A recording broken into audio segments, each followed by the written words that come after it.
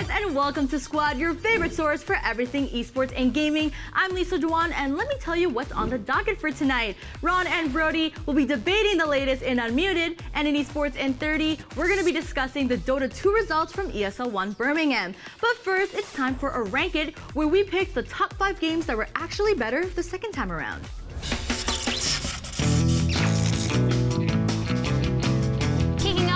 Of the best video game reboots is none other than 2013's Tomb Raider. A PlayStation icon, Lara Croft was brought down by multiple bad to average games over the years that failed to do much of anything. But developer Crystal Dynamics persisted, and after taking a 5-year break to start fresh, they brought the series back in a big way by looking at Lara's origins. The result was a Tomb Raider that was grittier and more survival-focused than anything that came before. It humanized Lara, who was frequently seen as nothing more than a sex icon, and turned her into a survivor who gradually becomes more used to the killing and horror she confronts. As the most successful Tomb Raider game ever made, it brought the franchise back to the top of the video game industry, beginning a new trilogy of games in the process. At number 4 is XCOM Enemy Unknown, 2012's reboot of the classic 90s strategy franchise.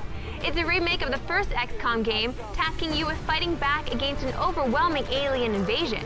But while it was originally meant to be a direct remake, 4 years of development turned it into a game that felt modern and forward-thinking compared to the clunky original. The intense turn-based action game feels great to play on a turn-by-turn basis, while also demanding you make calculated orders to ensure humanity's survival. It's a difficult, often unfair game, but it introduced an entirely new generation to the awesome spectacle of XCOM. And if multiple Game of the Year awards are any indication, it succeeded beyond its wildest dreams. Next up on our list is Prince of Persia: The Sands of Time. When you think of Prince of Persia, most people would likely think of this title, which came out in 2003. But the series originated as a platformer in 1989, where you play as a simple prince trying to rescue his love from an evil vizier. No time travel powers, no ridiculous acrobatics, just your typical guy rescuing a damsel in distress. Outside of the Persian setting, there's nothing connecting the original to the reboot. That's not a bad thing. The rewind mechanic, 3D puzzles and exploration, and well-written characters struck a chord with audiences and launched the franchise we've come to remember fondly. However, it's been a few years since we've seen a Prince of Persia game. Maybe it's about time we get another reboot. Our runner-up is Doom, a franchise that has not only been rebooted once, but twice. The series was originally rebooted in 2004 as Doom 3, a survival horror game that was not as action-packed as the original and its sequel. But we're not talking about that game, we're talking about 2016's epic Doom.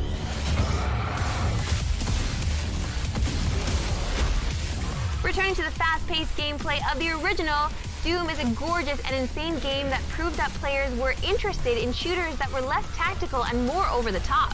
An epic soundtrack, great level design, and hectic fights made Doom one of the best games in 2016 and reminded us what made the franchise so great in the first place.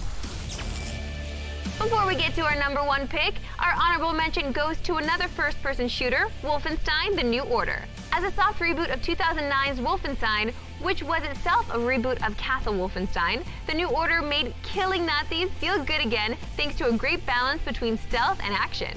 But for a series known for Mecha Hitler, The New Order also added a character-driven plot that became a textbook example of how to write a video game. The storytelling is sophisticated and well-written, with characters meditating on the existence of God and hope in the face of horrific atrocities in between traveling to the moon and fighting against giant robots. Trust us, The New Order is a must-play game and an amazing example of a reboot done right. While other reboots on this list were impressive, none were as game-changing as 2002's Metroid Prime. Nintendo has had a strange relationship with the Metroid series, often neglecting it for its other, more popular franchises. So when Nintendo skipped an entire console generation after Super Metroid and announced that the next game would be a first-person shooter, it was easy to be skeptical.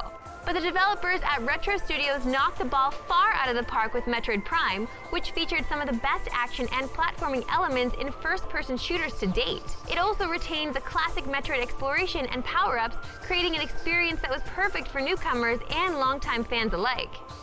It would kick off a widely acclaimed trilogy and show that stepping outside of a genre could lead to greatness, which is why Metroid Prime is the best video game reboot of all time.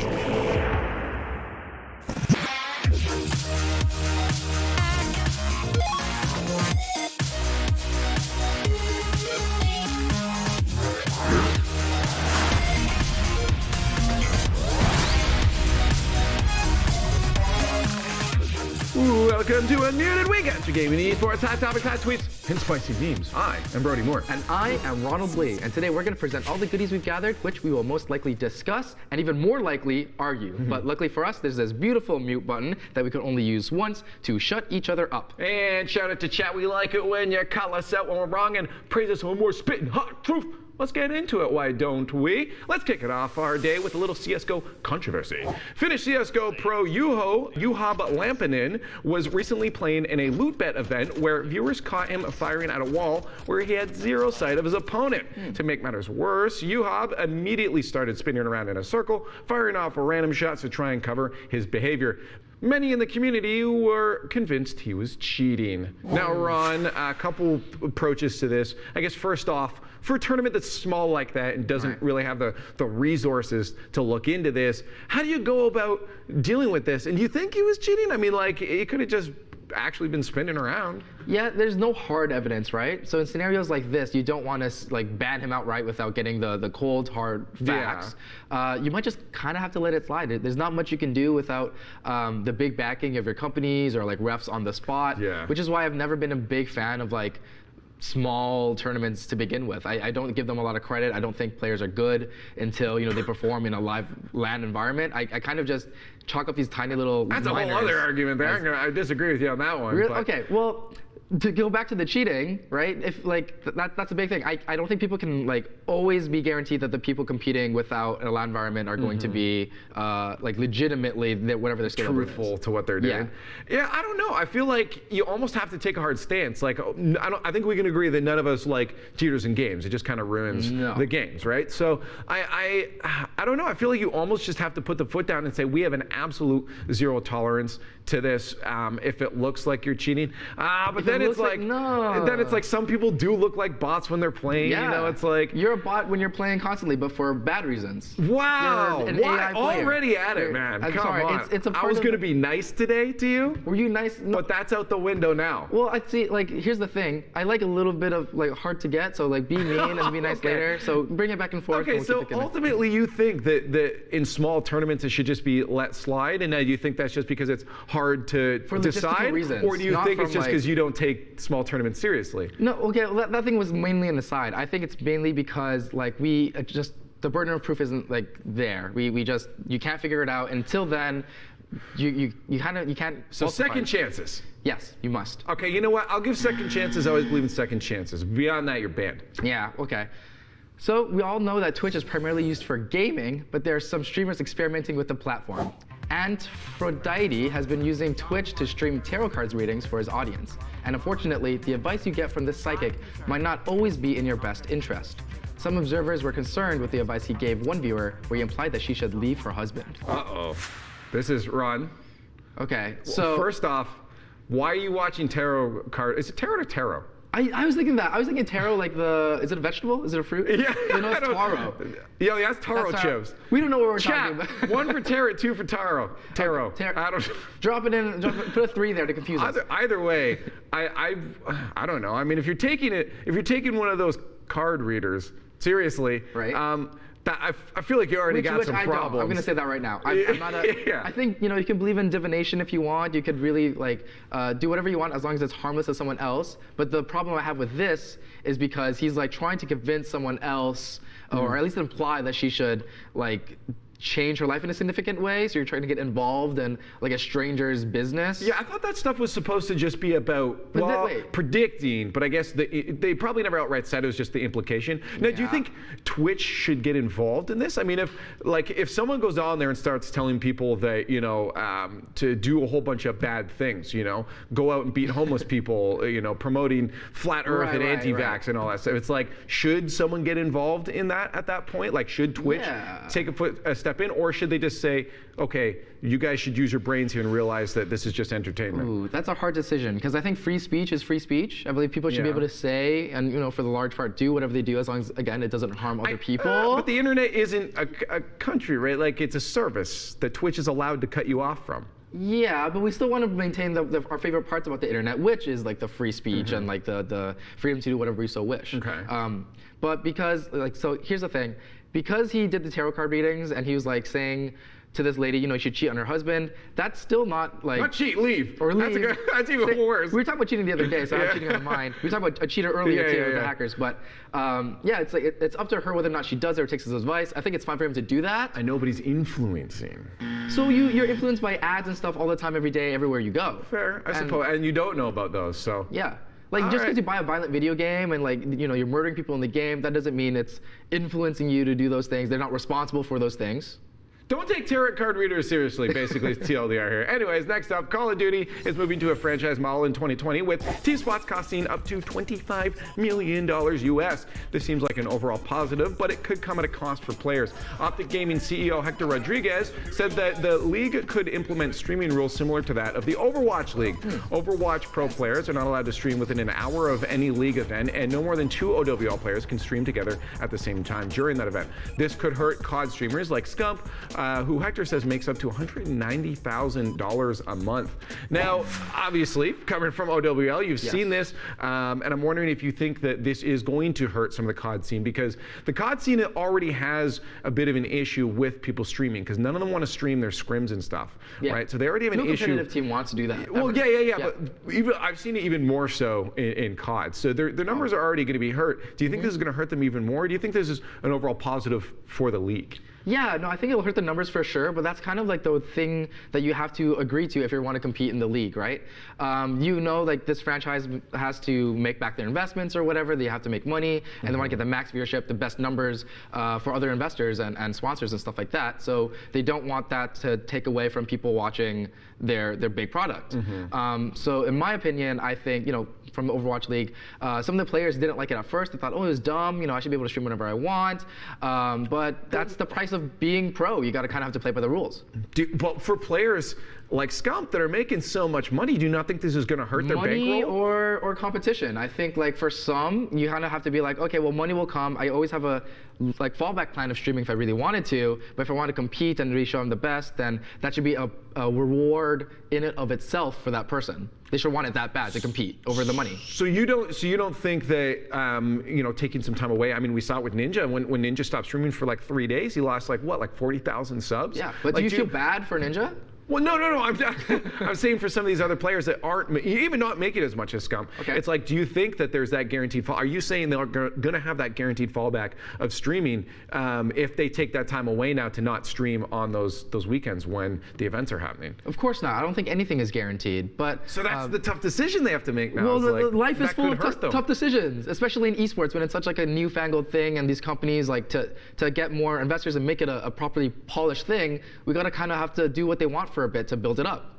I don't know. It doesn't. Agree to disagree. Suppose. But we're moving on. Okay. Our last story involves Apex Legends and Brody, because, well, I'm talking more about people like Brody. Rage quitters is basically what I'm trying to get at. These are players that leave a match early, and these guys in Apex Legends will be met with a prompt warning them with future matchmaking delays. Players that have been eliminated from the game and cannot respawn will still be able to leave without penalty. Right now, it looks like leaving 3 matches in a row results in a 5-minute ban, while leaving a 4th game increases that time for 10 minutes. What? I'm not angry. I'm about to Alt F4 this discussion, bro. So, like, here's the thing. I really like the idea of leaver penalties because, like, everyone understands playing solo, getting that one guy that, like, dies right away because he doesn't listen to you. He runs off, finds a firefight, dies, and he's like, oh, you guys are trash. I'm out. Oh, get better at the game. Uninstall. And it just leaves you in the dust. It seems like they're, like, we use their mute button way too much this week. They're trying to make us not use it because I absolutely agree. I hate it. I want to mute you folks that do this. I hate it when people want to leave. Like, I'm going to relate it, of course, to my game in RL. Like, you go down a goal and people are like trying to like forfeit right away. Yes, right? yes. Dude, that happens in every Overwatch too. Like you lose the first point really fast in like 30 seconds the first push. They're like, oh, GG, they're better. They're just better. Go next, go again. Yeah. That XQC mentality, right?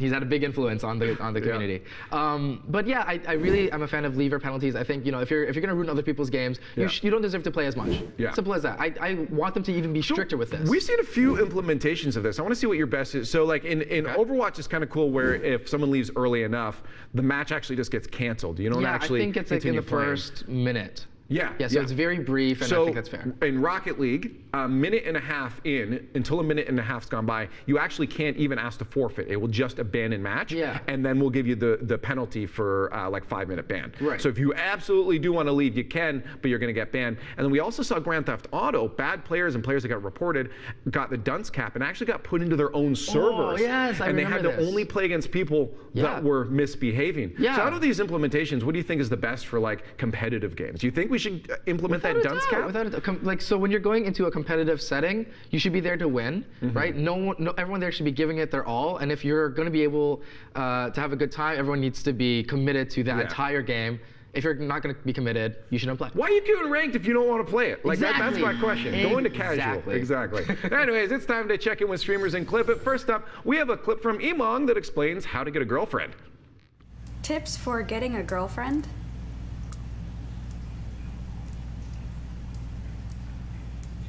That was for you. Oh, me? Oh. Yeah. I have the social skills of like a 2-year-old. I have no clue.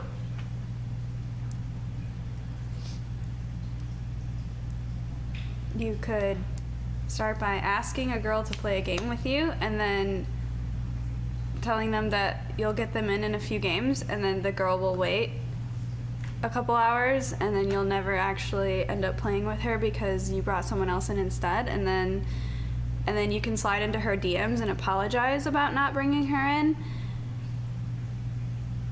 because that worked for him.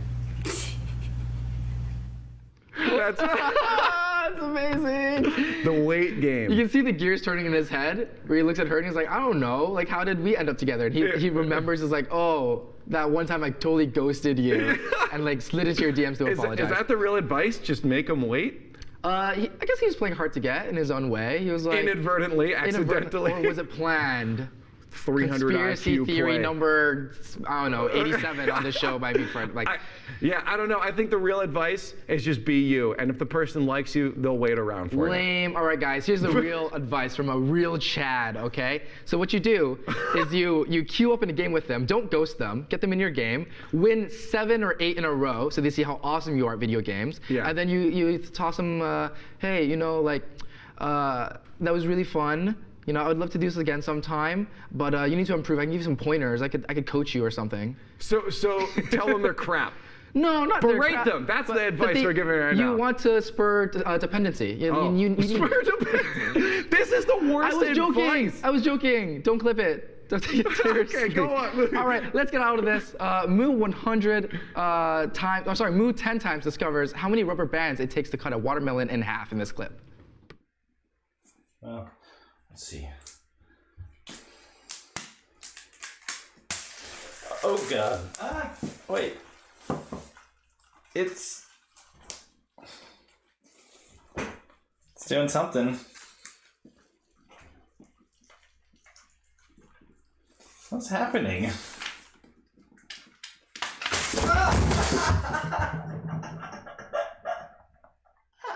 That is a dangerous game you're playing. Like, I like that he's in a tub. He's got the helmet on. Yeah, he's prepared. But you need bigger safety goggles than that, though. Well, that's quite the number. 439. That's a lot larger than I expected, actually. Really? Yeah, I was expecting like double digits, like maybe in the 80s or 90s, before like 100. What kind of weak elastic bands are you using, man? I only buy the Primo elastic bands. That's what I'm saying. My elastic bands can do it in 10.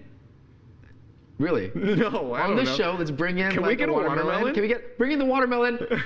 No? No, because someone else is going to have to clean that up. They don't want to deal with that. Brody will clean it up. Let's move on. It's time of the day where we browse the aisles of the Twitter mart in an attempt to get the best tweet from the pros. Welcome to Profound Thoughts. Our first tweet comes from new League of Legends player Rick Fox, who's currently looking for a duo partner. It says, Lucian Main, 49, affable, devoted, courageous. ADC, get it? Enjoys long ways back to lane after giving up first blood. Dangerously early Drake calls in second to last hitting. Looking for an I would die for you, loyal support. No Yumi's need apply. Seeking arrangement. Hashtag seeking iron 2. I would apply, but bro, you need to chill on the hashtags. What? I'm calling you out right now. What? Max 2 hashtags. Max 2 hashtags. Well, That is it. he didn't grow up on the internet, he's a big traditional sports star. You can give him some slack here. He's in iron 2 of Twitter. What's wrong with being an iron 2? Nothing, because that's I probably wouldn't We've got even a be lot that. of people in this office that are probably iron 2. Wow, calling out everyone. No, just calling out Lisa. Lisa's iron 2. Lisa's not very good. Like, I always ask her, oh, I want to play League of Legends. She's like, oh, yeah, sure. But then she never follows through. And then I'm like, oh, I wonder, like, why is she ghosting me? She doesn't want to play. She maybe not like me. I looked at her rank. She is in control of the show right now. And then she said, oh, I'm dropping bombs right here, truth bombs. She is just not that good. She's embarrassed to play with me. That's what it is. That's just what it is. I was gonna stop him, but I kind of wanted to hear that. He's speaking for I'll the stop office. now before I get fired. Let's move on. So our next tweet comes from R6 Pro Laxing with the very first World Gamer moment. The tweet says, I have a mental breakdown when I use one of the hand emojis and I'm trying to choose the right pigment of my skin because it varies on the day whether I went outside or not. Lisa's had that problem too. I'm gonna talk about Lisa again. Yeah, you know what? I'll have to talk about it too. Lisa sent me a message the other day, and it was very clearly a thumbs up that was nowhere near her skin tone. I have the exact same story. And I'm like, you know what? I can't say anything. It's 2019. You can be whatever you want, I suppose. That's true, but like, so she, I heard her in Let my me ear. live out my fantasy. Yeah, that's what she said. So she used like one that was very obviously like 3 shades darker than her, and I was like, I didn't have a problem with it. I just asked like, why was that her preferred one? And she said, I just didn't care. It must have been an accident. So she changed it, and then she was like, far too light. She just has no like self-awareness. Maybe she's actually just blind. Oh my God! Everyone on the show can't see. Everybody go to the optometrist. I was going to go. Fixed Marissa. Next will be you and then her. I was going to, but they didn't have an appointment. Stop coming for me. Let's talk about our last tweet. All right, our last tweet for the day is half poggers and half cute. Don't know what I mean by that? Well, then check out this tweet from MLG analyst Nameless. The tweet simply says, "My cat is a unit." Dude, my cat is yoked. She's literally doing muscle ups, bro. Bro. What are you doing? Come on, let's go. One more. Yeah! There it is. Uh-huh. Good set. What? Seriously, that cat is way more jacked than I am. What? Okay, wait, quick question, right? Are you a dog or a cat person? Oh, dog for sure. So I was a dog person. Why? But this clip might have swayed my opinion. Okay. So the reason why is because they can do like such better tricks. Like cats can just lay there and they make you. The issue is that cats will only do it on their own term. Exactly. They will not do it when you want to hang out with them. This cat was like, it was active, it was motivated, it was trying to get ripped, and then he was like, you can do it, he spurred him on. And the cat's like, yeah, I believe in myself. And he kind of like listened in the end. Myself. And that's a cool party trick. You can be like, all right, hit the gym. Wait, right? So question, he called them muscle ups. I've never heard them called muscle ups before. So chin ups are when you pull your chin over. Muscle ups, I think, are when you're holding it this way, and then you pull them all the way. Yeah, pull-ups. Oh, wait, well, neither of us go to the gym. We don't really know. That's true. We can't comment on that. So let's move on because it's time to get to some crowd control. I ain't gonna bore you. Let's just dive into it. You'll see what I did. Ha! Is he wearing a pig mask? He dove into it. Straight up. That's like when I try to wake up in the morning and I don't have my coffee. Oh, he slowed it down. Oh, boom! Cement to the face. I don't know. I loved it. I saw it and I chuckled. And that was a misinput. And it was very That relatable. was definitely a misinput. I think the game had the missed input on that one. Because I think the camera changes depending on what you want to do. So he's getting out the car and it like panned him getting out the car, but he wanted to stay at the angle when he got initially parked there. So he like hit the button input too early and it buffered and he went straight into the concrete. Maybe. That's my theory. I have no more theories. Because I'm trying to save him face. The other answer is you're real bad. You just don't know what you're doing and you don't know the timings, you don't know the buttons. I wanted to say, it was you playing, but that wasn't even a good insult. No, so I'm very good at video games. I have nothing else. I'm amazing at video games, and I'm also a big fan of video games, especially things by Square Enix, which showed off their Avengers game recently, and it came with quite a bit of criticism from fans. Wait a minute. You guys aren't the real Avengers.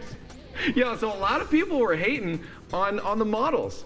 Yes. Right? Like I thought the game looked We're pretty in uncanny decent. valley now, huh? Yeah, I heard you had a conspiracy theory about this. I though. do. I always have a conspiracy theory Okay. about everything. Okay, So, what do you so talk here's about? mine. Yeah. They started developing the game before they got permission to use the likeness of the MCU actors. But they're like, we really need them to do this. They're probably going to sign off on it because they're so popular and they're nice people, right? And this will obviously make the game so much more popular to see Robert Downey Jr. as Tony Stark.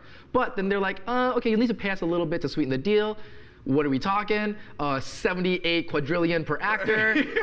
Let me get back to you on that. And they scrapped everything, and we ended up with like weird mashups of kind of Mark Ruffalo, but not quite. Yeah. I don't know. Give me your tinfoil hat real quick. All right, Because, here you go. Thank you. There you go. I think it's even more genius than that. You guys remember the Sonic movie and how, like, Yes. you know, I believe the Sonic movie put that out on purpose that it was so bad. Oh, the bad design. So when they come back and make it look better, it's like, oh, look, we listened and we changed it, and now people want to see it. Same thing here. They knew that everyone wanted the Avengers game, but they knew Final Fantasy would, outweigh it. They knew Cyberpunk would outweigh it. So like, yo, going forward, we need something that we can fix later that will put us back into the spotlight. So now, when they fix the models, they're gonna be back in the spotlight. That Everyone's is like, whoa, I love this incredibly game. convincing. Thank That you. is so incredibly convincing. I actually think legitimately they're smart enough, their marketing teams are smart enough to really make this like an actual thing.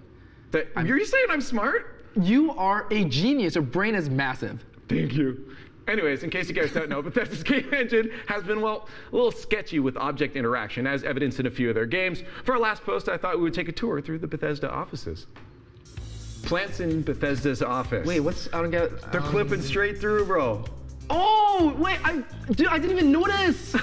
I'm just so used to clipping in like video games in general. It's a very common issue. There is so bad though. Like you touch that plant, But it's flying off the planet. I live in video games though. It's my reality that this is how physics work in my world. I don't know, but here's the thing. We know their engine has been so bad for years, and they were supposedly going to do ES6, Elder Scrolls 6, in this engine. Right. And my theory, I don't think it's a conspiracy theory, it's just a theory, is that they didn't announce ES6 at E3 because they're like, we actually have to remake an engine. Yeah, that's, again. Do you think we're getting a new engine? Man, here's the thing, like before we even get to that, right? Your conspiracy theories are so good, they shouldn't be called conspiracy theories. They're just truth. Fact. It's just fact. We have science. You know what else is a fact? What's that? Lisa's really bad at everything she does. Can we I'm go gonna bring it back. That I want was to bring really it back. fun. Can we go back to It's just really reaming fun. into it? So she, Wow, the kids like to invited get her? bold while mom's away, huh? Who invited her? Wait. Well, guess what? You know what? I'm gonna have to teach them a lesson later on. So that's it for Unmuted. Remember, you can catch us on all our socials at Squad State just to say hi or send us some stuff to react to. We'll see you next time.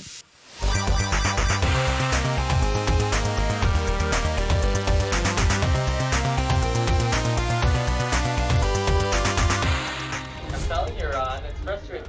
That's our feeling this entire day has been that. Yeah, Every you've been time here we for 2 die, minutes, Ron. we want to walk away, but we can't because we're contractually obligated. Ron's been here for 2 minutes. It's done. Safe state, safe state, safe state. Look at this guy. He's doing it. Spread. Drop. Hit up. Drop. All right. Jump. Wait. Yeah, drop Okay. down. One saw. Oh wait, I'm a little. Second saw. One block. You have to pause there. Stop beating your meat. You put it on.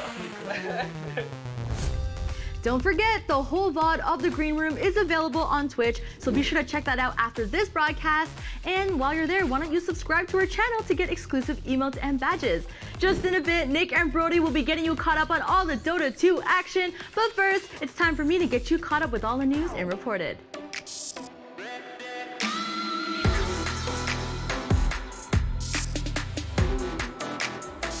One of the longest-standing rosters in Dota 2 history is officially done, as Team Liquid announced that one position player Matumba Man is parting ways with the squad. The sudden departure comes as a shock to many Dota fans, considering we're just 1 week away from the final major of the current DPC season, the Epicenter Major, in which Liquid is set to participate. And while Liquid's results this season haven't necessarily been up to their usual ridiculously high standards, few would have predicted Matu leaving. According to the announcement by Team Liquid, the decision was mutual, and that the the team will be attending the major with a new player who will be announced in the near future. Matumba Man joined Team Liquid in 2015 and went on to be a key part in Liquid's victories at a number of significant tournaments, most notably a dramatic win at the International 2017. His split with Team Liquid marks the end of one of the best 5-man Dota 2 rosters in history and could dramatically shake up the landscape of EU Dota depending on where he ends up.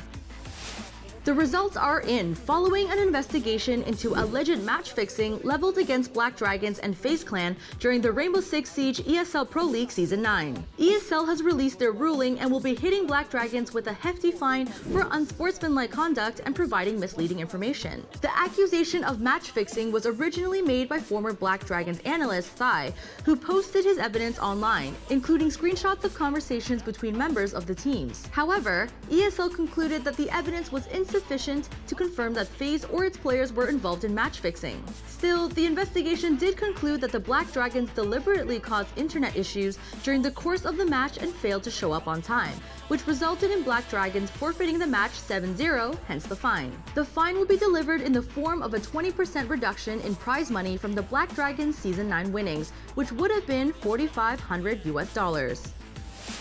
In other FPS news, Ghost Gaming has announced that it is parting ways with its CSGO team. Shortly before the news was released on Twitter, players Steel, Freakazoid, Kusta, and Neptune announced their free agency. While the players did not expand on the circumstances of their release, news outlet Dust2 reported that Kusta and Coach James IRL stated that their contracts have expired and they haven't been offered new ones. However, one player remains signed to Ghost Gaming. Opera Wardell signed a multi-year contract with the org last November. This means he will most likely need a buyout of his contract if he were transferred to another team. According to its social media account, Ghost is currently exploring options regarding his transfer. As for the future of Ghost Gaming and CSGO, CEO Matt Dillon replied to a question on Twitter that the org plans to step back from the game. Ghost has had a somewhat inconsistent competitive history, with finishes ranging from bottom of the pack to first. In 2019, the highest finish the org achieved was 3rd/4th at iBuyPower Masters 4. While some fans may be sad about the end of Ghost in CSGO, the door is now open for other orgs looking to pick up some new talent.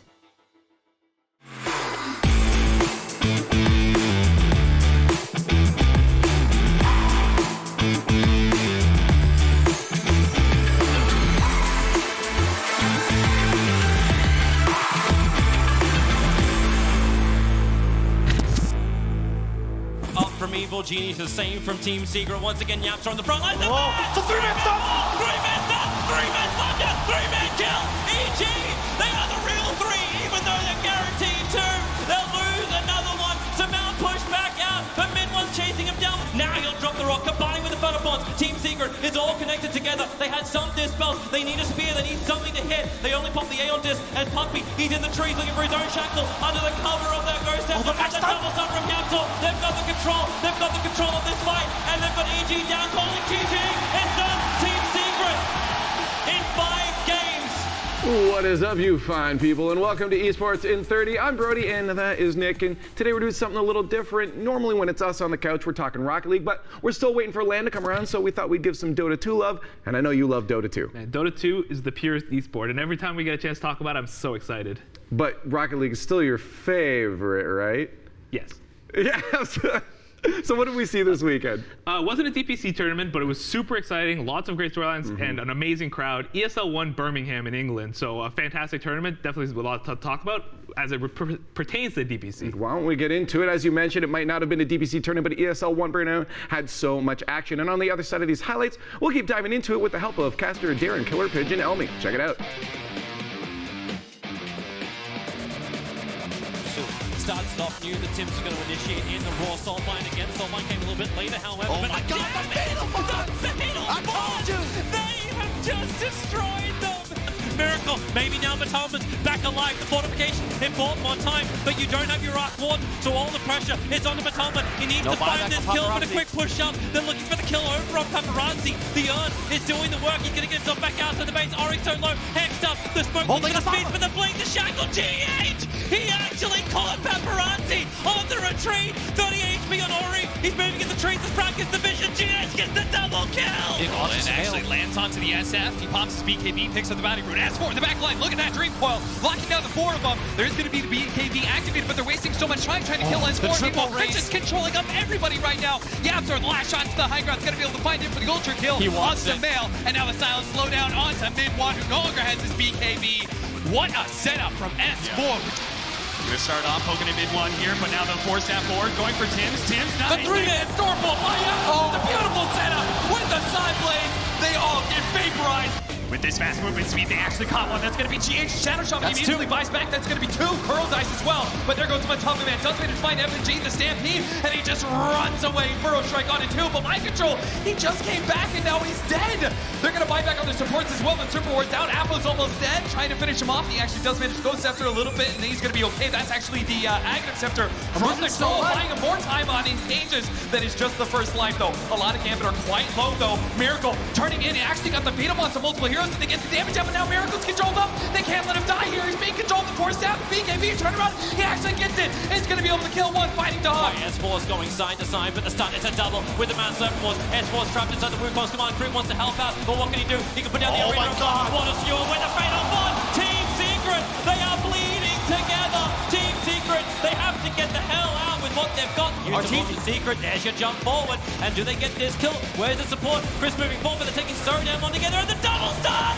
He's shot in the back line. Flying Chris beyond a disaster. They're going to get 3 heroes down from EG, moving into S4. No point for the Ravage because this fight is over. In fact, it's going to be an entire team wipe. Samalka BKB looking for revenge on his life with the Clipper kick of Yapzor. It just cancels everything. EG have nothing. Mid-1 has an ultra kill. Same from Team Secret. Once again, Yapzor on the front line. It's a 3-man stop. 3-man stop. 3-man stop. Yes, 3-man kill. EG, they are the real 3, even though they're guaranteed 2. They'll lose another one. Samal pushed back out, but Mid-1's chasing him down. Now he'll drop the rock, combining with the Butterfawns. Team Secret is all connected together. They had some dispels. They need a spear. They need something to hit. They only pop the Aeon disc as Pumpy, he's in the trees looking for his own shackle under the cover of their ghost. The double stun from Yapzor. They've got the control. They've got the control of this fight, and they've got EG down. Holding GG. Yeah, I just can't stop Team Secret these days as they walk away. 1 trophy, 1 Mercedes, and $125,000 richer. And joining us today to talk about the madness in Birmingham is Killer Pigeon. What's up, man? Hey, what's up, guys? Pleasure to be on the show. Just here to talk about some dotes. Yes, you are. And a pleasure to have you. Let's start right off like that with the winners. They kind of had, we all know the Secret is an insanely good team, but this time it felt like they did something a little bit different than usual, which is they went to the lower bracket and from there ran it, because we see them winning the tournaments from winners bracket all the time, not so much doing a lose bracket run. So we kind of maybe knew they were capable of this, but does seeing it make Secret that much scarier heading towards kind of the back last couple tournaments before TI? I mean, there's so many variables to consider. Like, there was a lot of jokes originally going around that maybe Secret just went down to the lower bracket so they could dodge doing any interviews for the event, which would be a smart move. They don't want to do media. But I think there's like another argument to this, and that the patch dropped just before the tournament, and thus there were kind of new things up in the air, right? And I think that there was a big example of that with certain teams like TNC taking a surprising amount of victories against very top-tier teams. And an element of that came in some of the kind of drafts where they got things like Chen and Wraith King, which that combo alone, if you got your hands on that, like Chen, once the patch dropped, was ridiculous. Warlock, there was just this kind of experimentation discovery. It's nice to see in Dota every once in a while, but you don't really get it with DPC events, because DPC events are like, they're actually stationed a few weeks after a patch at least, right? So you don't actually get this kind of last minute, uh-oh, I didn't realize this was OP. What's going on? Okay, yeah. That's true. Now, I want to be on this team too, because it's like, it seems like everyone's going to be benched out soon. With Puppy, of course, winning the tournament MVP and getting that free Mercedes, but it really could have happened to like anyone on Secret. They're all insane. Can you talk to us about the 2 members who have yet to get that free car, in Nisha and Yapzor, and what they bring to the team? Sure. So like, there's an argument that anyone could have won that there. Yapzor is kind of a standout. I think a lot of people were talking about Zai for this tournament. They thought Zai was actually the most likely to get MVP. But it's this kind of issue, like it's similar to, I mean, I don't want to talk too much about Liquid as an example, because RIP, their roster changed. Yeah. But they're in the same example of a team where you've got many star players, right? And like one of the great things about when you look at Secret is they have this kind of greedy style that works because everyone's willing to give way, right? So Yapzor and Zai, they're more of a 3.5 than a 4 and a 3. Mid one, Anisha, they're kind of willing to look, see who's actually winning, who's doing well, and then whoever's doing better, like the other one steps aside, right? It's like if mid one has had a slightly rougher time than Nisha, but like, okay, Nisha, you just go farm, you get all the items you need. I will play Space Creator for like the next 20 minutes. And it's kind of that dynamic that makes it very hard for a team to adjust to them. Whereas you look at other teams, you know, the star players, there's very obvious people that are dominant, and a team will go and they'll go, that guy, we shut that guy down and out, fine. But when you've got like a team of arguably all stars in their own rights, yeah, it's a wild card upon a wild card, right? Do you agree with that MVP choice, or like would you have changed it up at all? I think it's a tough one because like there was some very good drafts, and then you've got to attribute that like pretty heavily to Puppy. I think he has some standout performances. I think if you're looking at like ultra amazing, over the moon, like ridiculous plays, Zai had the most in that tournament, which is why a lot of people were kind of shouting out for Zai. Followed probably by Yapzor, but you know it's kind of partially caused by the meta that Dota is in right now, where the 4 especially can actually look remarkably game-changing compared to any other role, and the 3, like because of the timings around the 20-25 minute mark where you're looking to just start to ramp up into erosion on high ground, that's suited most towards the offlaners because they build these items that kind of peak in the mid game more often than not. Cool. I want to take a look quickly at Evil Geniuses, the team that Secret overcame in the finals to win the trophy. And it seems for Evil Geniuses, every time they encounter Secret, they just can't beat them. Close. So break down how these two teams kind of stack up against each other and why Secret is such kind of like that final obstacle for EG in a lot of cases. Yeah, so EG are a team that have been a bit of a meme in terms of positioning, right? Like it's always third place, never above. They got above though. They got second. That's an achievement. They're getting there. It's not a DPC event, but they're one off. And honestly, like they pushed Secret pretty well. I'd say that this was the best grand final of the year so far. You know, I'm gonna say so far, just in case someone watched this a few months back and goes, well, I'm not gonna trip myself up, but EG is this team that they do have a lot of star players similar to Secret, right?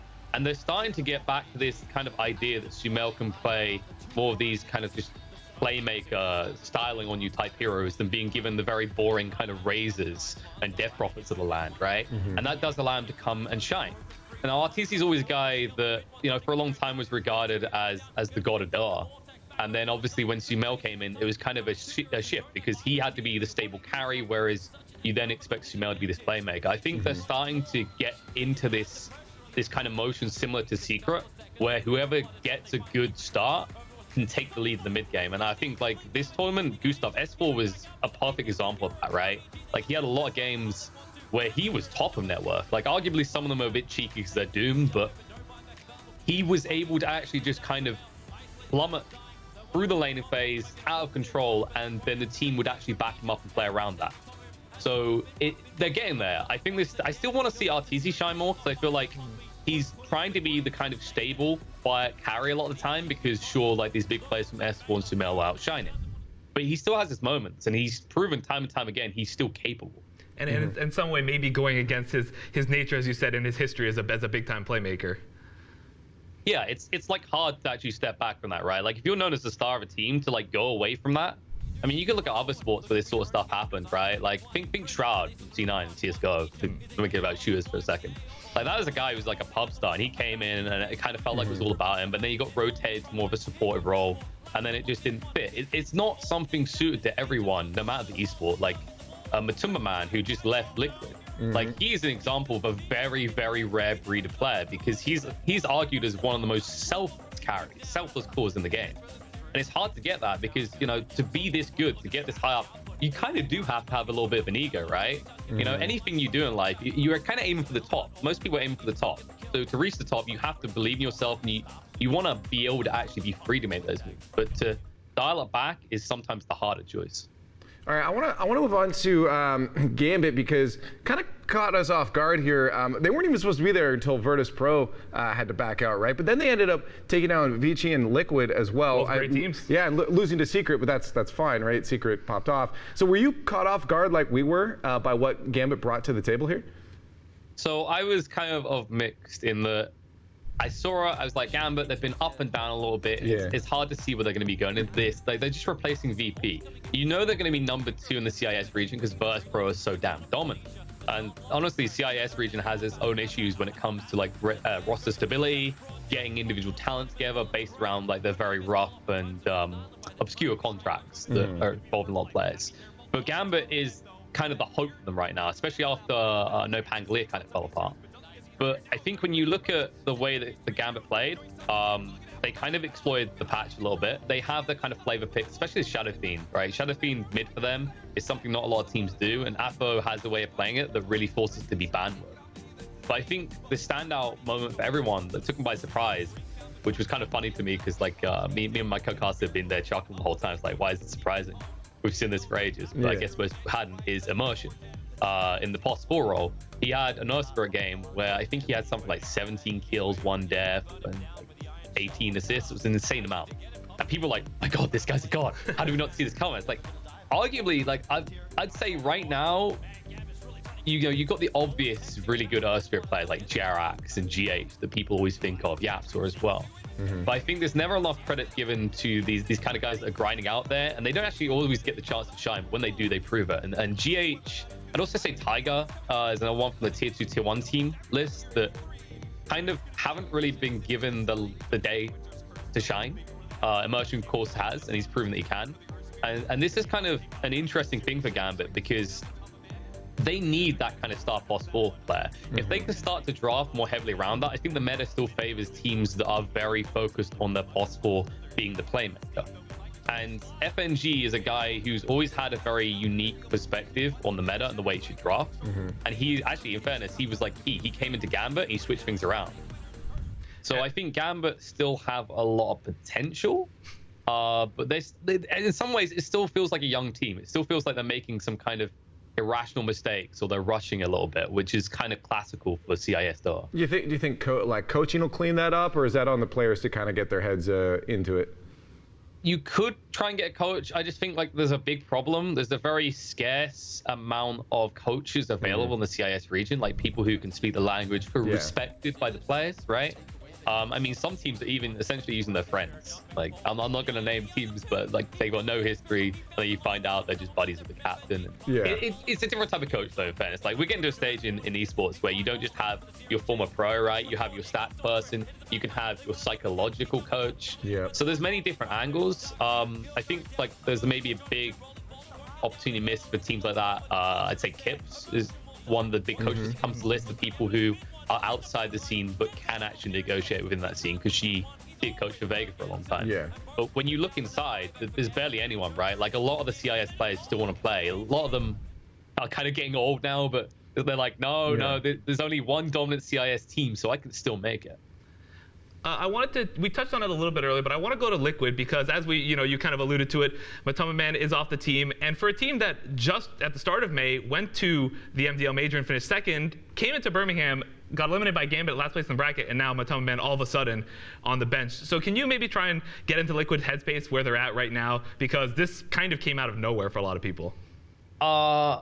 Sort of came out of nowhere just because of the recent results, but I think most people expected something like this for quite some time. It's just when you look at this roster and how long they've been together, I think you get to a stage, you pass a stage where you don't think it's ever going to happen because they've been together too long, right? Let's do buddy-buddy. The reality is, I think something had to happen for a long time for Liquid. Something's clearly not been working. They haven't really been changing their playstyle. I think Kuroki even hit on this in an interview. He said, we haven't really changed our playstyle. We've been figured out, right? So at that stage, you either change your playstyle or you shift the roster around, which should force a change of playstyle anyway. And in most people's eyes, when they saw the lineup, when you see Mind Control regularly popping off and you see GH regularly popping off and Kura's captain, of course, and even Miracle, like he had a 1v5 rampage at Birmingham, which was a first never seen before in Dart. You then go, what about Matumba Man? And you go, okay. That seems like the guy is not popping off that much, but you have to realize the role that he's playing in the team is. I think it's going to be very hard for Liquid to replace that. They need to find someone who can potentially pop up like Miracle, but the star player in their own right. But they are able to just take the back burner. And I'm trying to. It's hard to think of like existing talent that can do that. And when you get new players, like I'd say, you've got a big ego on new players. Like when you pick them up, they want to prove themselves. They feel this need, right? They want to be the star of the team. They want to prove themselves. So I think it's going to be tough. Liquid do not have very long until the major to find a replacement, at least. But I'm more heartbroken for Matumba, man. I really hope that guy does find a team before the TI qualifies. Yeah, I mean, it would be a shame to lose a talented player and a TI champion like Matumba out of the scene for sure. And like you said, with such a short amount of time here, there's really not that much places for him to go, and it feels like a lot of Europe as well, if you want to stay in Europe, is kind of jammed up at the 1 position as well. Yeah, I mean, hell, you actually look at it. You got people like Pycat, for example, who is a pretty skilled player, pretty respected player. He's not got a team at all. And then, you know, you just got more competitive, actually, when you think about the fact that Chaos came across, right? A team that was SA, picked most of the SA roster, they kept HFN their carry. But now, like, that's more people being sucked into teams, which is less to then construct a new team from scratch, right?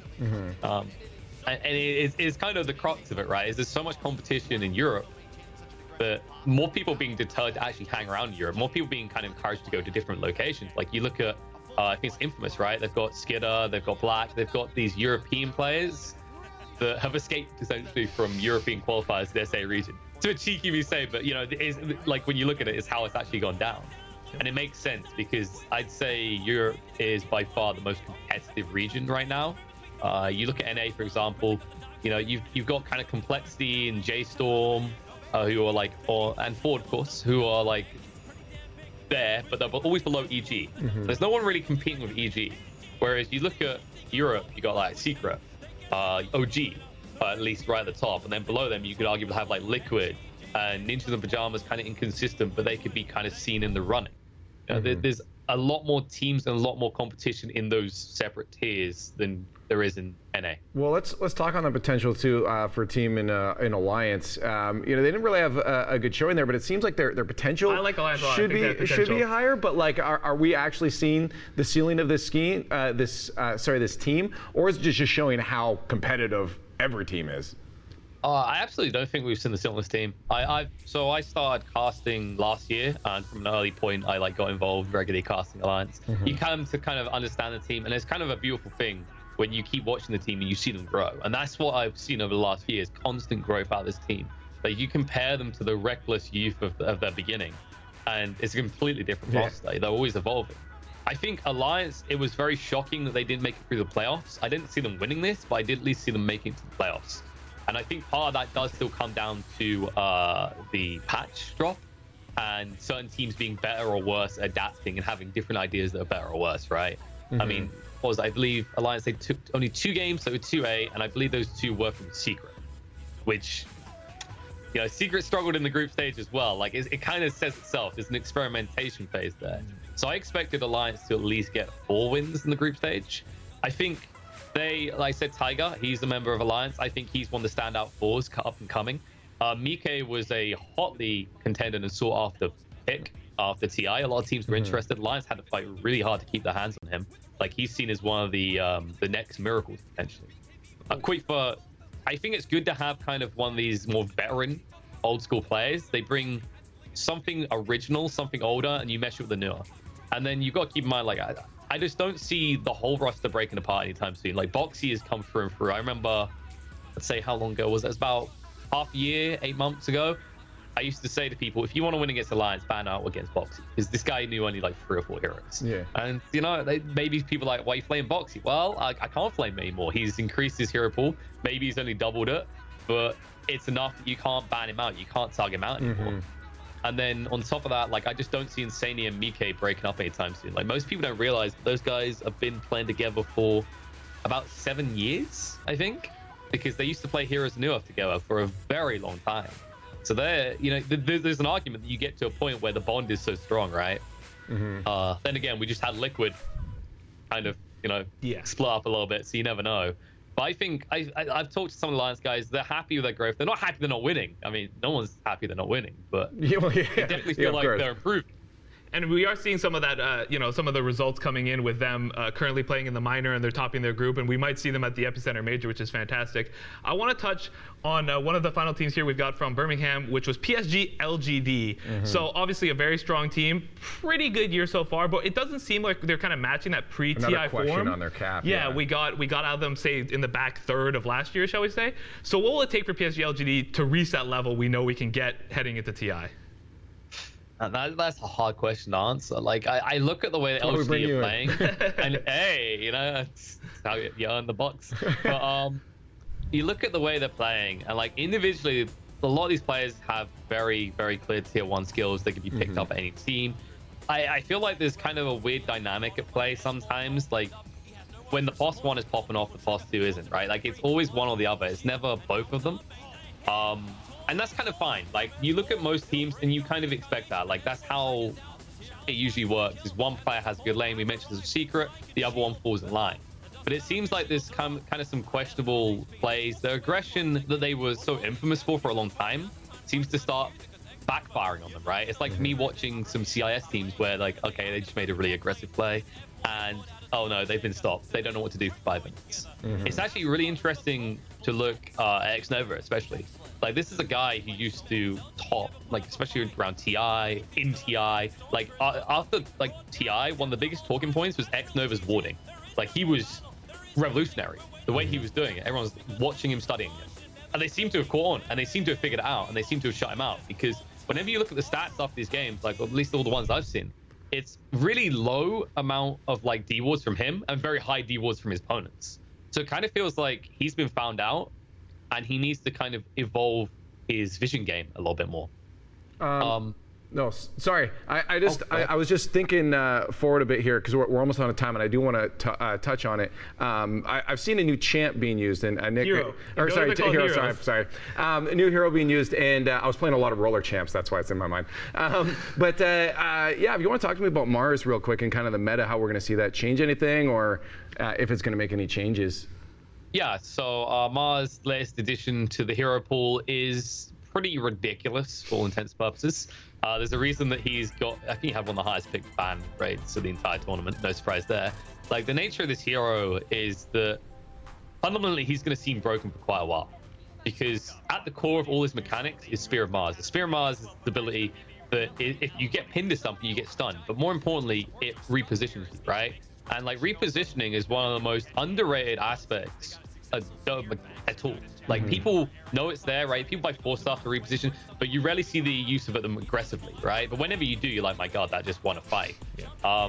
And Mars is just ridiculous in that he can get behind you, put you out of position, potentially stun you as well. Yeah.